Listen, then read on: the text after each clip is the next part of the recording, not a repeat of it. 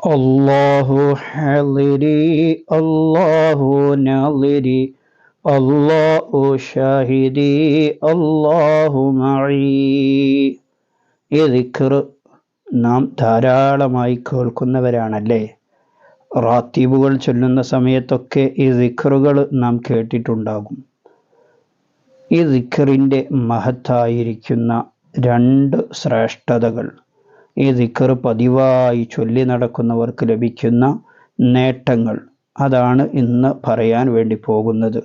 ഇൻഷാ അല്ലാഹ് വീഡിയോ നിങ്ങൾ പൂർണ്ണമായും കേൾക്കുക. വീഡിയോക്ക് ഒരു ലൈക്ക് ചെയ്യുക. നമ്മുടെ ജീവിതത്തിൽ നമുക്ക് ഒരു ബൈത്ത് രൂപത്തിൽ ചൊല്ലി നടക്കാൻ പറ്റുന്ന ഒരു ദിക്റാണിത്.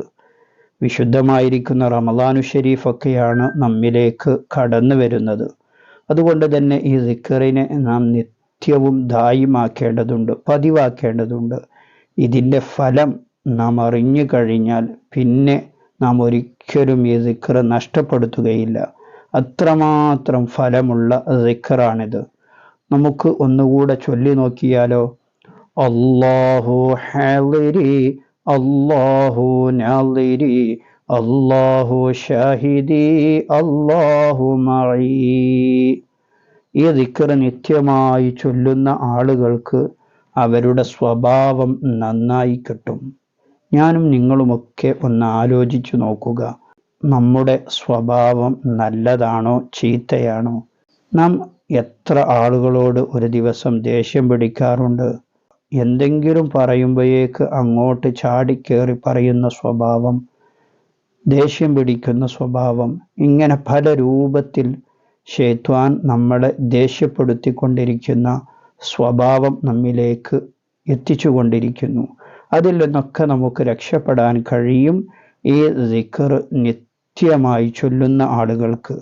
രണ്ടാമത്തെ നേട്ടമെന്ന് പറഞ്ഞാൽ തെറ്റുകളിൽ നിന്ന് അവനിക്ക് ഒഴിഞ്ഞു മാറി നിൽക്കാൻ കഴിയും. നാം ഒക്കെ നിത്യവും ധാരാളം തെറ്റുകൾ ചെയ്യുന്നവരാണ്. ആ തെറ്റുകളിലേക്കൊക്കെ എത്തുന്നത് എന്തുകൊണ്ടാണ്? ചിലപ്പോൾ സാഹചര്യങ്ങൾക്ക് അടിമപ്പെട്ട് അവൻ തെറ്റുകളിലേക്കെത്തും. അതല്ലെങ്കിൽ ഒരു കാര്യത്തിൽ നിന്ന് രക്ഷപ്പെടാൻ വേണ്ടി അവൻ തെറ്റ് ചെയ്യും. ഇങ്ങനെയൊക്കെ തെറ്റുകളിലേക്ക് അവൻ എത്തുന്ന വഴികൾ അവനിലേക്ക് തുറന്നു കിട്ടുന്നത് കൊണ്ടാണ് മനുഷ്യൻ തെറ്റുകൾ കൂടുതലും ചെയ്യുന്നത്. ആ തെറ്റുകളിലേക്ക് എത്താതെ ഈ ദിക്റുകൾ ദായിമാക്കുന്ന മനുഷ്യനിക്ക് കഴിയും. അതിനുള്ള വഴികൾ, തെറ്റുകളിലേക്ക് എത്തുന്ന വഴികളിൽ നിന്ന് അവനെ രക്ഷപ്പെടുത്തും ഈ ദിക്ർ നിത്യവും ചൊല്ലിയാൽ. അപ്പോൾ അല്ലാഹു ഹാളിരി അല്ലാഹു നാളിരി അല്ലാഹു ഷാഹിദി എന്ന ദിക്റിനെ നാം നിത്യമായി ചൊല്ലുക. പതിവാക്കാൻ അല്ലാഹു തആല നമുക്ക് തൗഫീഖ് നൽകട്ടെ. ഈ അറിവിനെ നിങ്ങളെല്ലാവരിലേക്കും ഷെയർ ചെയ്തു കൊടുക്കണമെന്ന് ഓർമ്മപ്പെടുത്തി മറ്റൊരു വീഡിയോയിൽ മറ്റൊരു വിഷയവുമായി നമുക്ക് വീണ്ടും കാണാം. സ്നേഹത്തോടെ അസ്സലാമു അലൈക്കും വറഹ്മത്തുള്ളാഹി.